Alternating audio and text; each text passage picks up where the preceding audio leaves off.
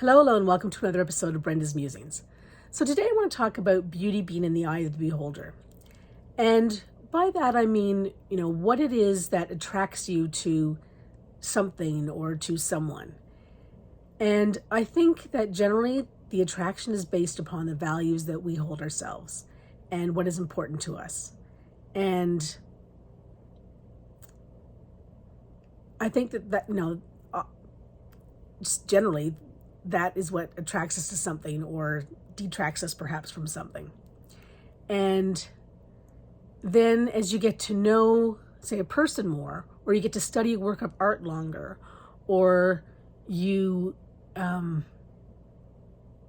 connect with a particular object, like a piece of jewelry, for example, then you start to assign more meaning to things, and you start to delve deeper into them, and you start to sort of unravel maybe some of the mysteries that might be there, and you just get to become familiar on a whole new level, that deeper level.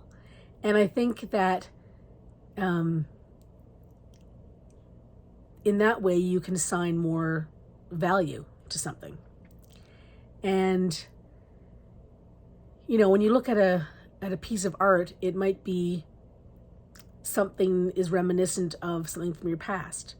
Maybe it's connected somehow to your family, to the history of the family.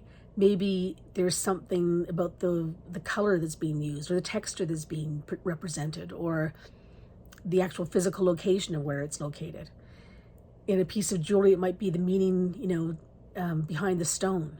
It might be the composition and the way that it sits on you. It might be the way that it makes you feel.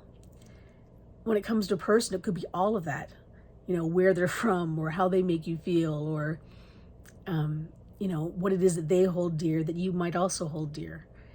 And I think that, our past experiences and our current values and just the history that we bring forward with us all has an important part to play in what makes something more beautiful. And yeah, the eye is definitely in the beholder, because you are unique yourself, and so you bring your own unique outlook to something or to someone. And so it can only be your eyes looking at it. It can only be the way that you decipher. It can only be the way that it lands on your heart and in your soul. And so the beauty is in the eye of the beholder. So the next time you find something beautiful, just acknowledge that, and live in that.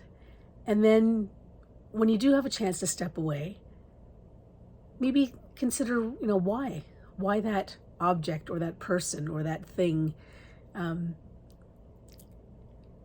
landed with you the way that it did.